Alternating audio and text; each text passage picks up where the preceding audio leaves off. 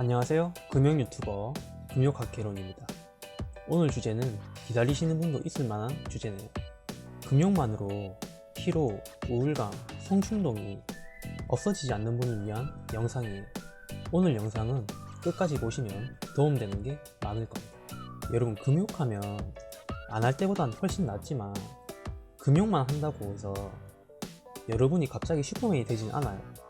오늘 영상은 댓글로도 요청해주신 분이 있더라고요. 갑자기 공황장애 걸렸는데 세로토닌 부족으로 공황장애가 올 수 있냐는 글과 욕구 컨트롤은 되는데 감정 기복이 너무 심하신 분이 어떻게 하면 좋을지 알려달라고 했습니다. 공황장애가 세로토닌 부족으로 걸릴 수도 있지만 공황장애 걸리신 분은 병원을 가보시는 게 좋을 것 같습니다. 오늘은 세로토닌 증가를 위한 방법에 대한 영상입니다. 저는 밖에 나가서 햇빛 많이 받으세요와 같은 행동적인 방법을 별로 추천하고 싶지 않습니다. 왜냐하면 대부분의 사람은 영상을 시청하고 그렇구나 하고 넘어가지 실제로 행동하시는 분은 아주 적고 지속적으로 실천하시는 분은 거의 없기 때문입니다. 저 같은 경우에도 두 번째 댓글분과 같이 금욕 중이었을 때 분명 피로와 잠은 나아졌는데 알 수 없는 우울감을 느꼈던 때가 있었습니다. 그리고 성충동도 굉장히 심했었죠. 세로토닌은 기분을 조절하고 식욕, 수면, 기억력, 학습에 관여하고 모자라면 우울증, 불안증이 생길 수 있어요. 그리고 세로토닌이 떨어지면 성적 충동이 높아집니다. 또 부족하면 조루 현상이 있을 수 있어요. 여러분에게 아주 중요한 정보죠. 자위를 해도 자위하는 순간에 도파민, 세로토닌, 프로락틴 등 여러 신경 전달 물질이 분출됩니다. 몸에서 자위하는 순간마다 쓴다는 말이죠.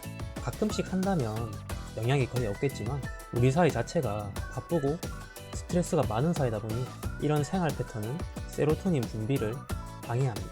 또 스트레스를 받다 보니 자주 자위로 스트레스를 푸는 사람은 점점 더 악순환이 되는 거죠. 오늘은 제가 먹는 세로토닌과 관련된 영양제 3가지를 소개해 볼까 합니다. 먼저 실제로 먹는다는 걸 인증하기 위해서 보여드릴게요. 이거는 비타민 B 컴플렉스 제품이고요. 이거는 아연하고 마그네슘이 같이 들은 제품이에요. 그리고 마지막으로 비타민 D, 씹어먹는 비타민 D, 이걸 먹고 있습니다. 세로토닌만을 위한 영양제가 있지만 저는 물고기 자체보단 물고기를 잡을 수 있는 근본적인 내 몸의 밸런스를 위해서 이 3가지를 추천합니다. 사실 이 3개를 추천하는 이유는 세로토닌 외에도 정말 효과가 다양하게 많아서예요. 먼저 비타민 B 컴플렉스를 소개해 드릴게요. 보통 피로 회복 관련 영양제를 보면 비타민 B가 다 들어있어요.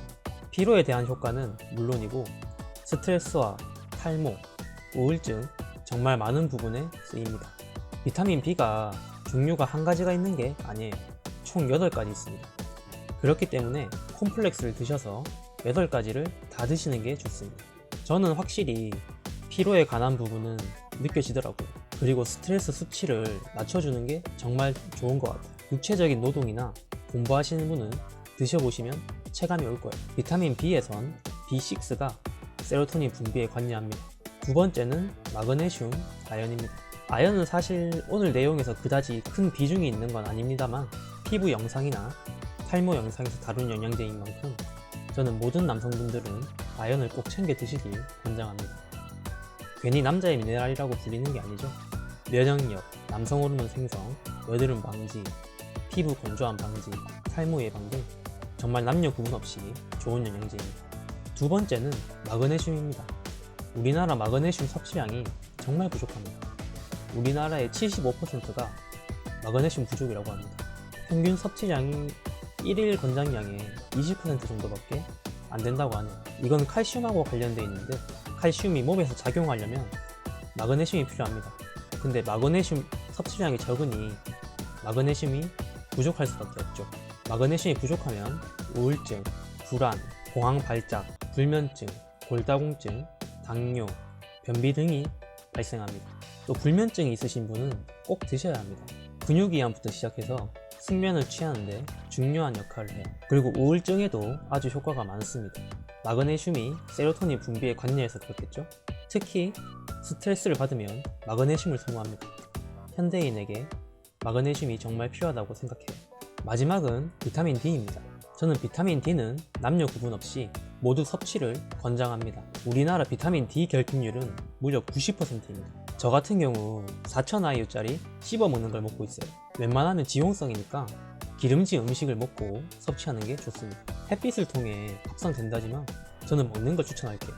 비타민 D가 부족하면 어떤 증상이 생기냐면 우울증, 면역력 저하, 뼈와 치아 질환, 근육 쇠약 등을 일으킵니다.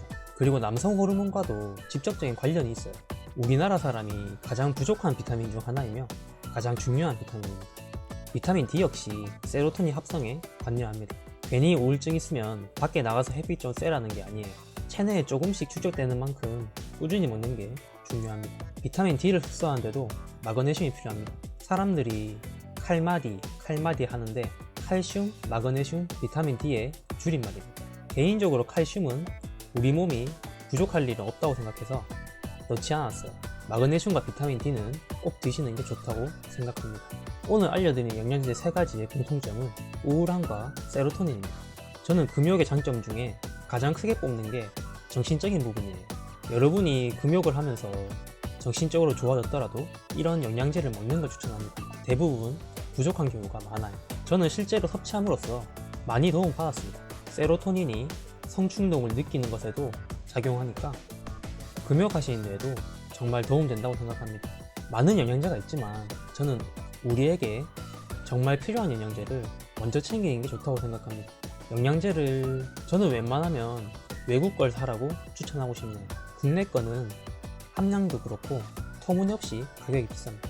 사는 곳은 쿠팡이나 아이허브를 참조하시면 될 것 같네요. 오늘 영상은 여기까지고요. 항상 끝까지 봐주시는 구독자님들 정말 감사합니다.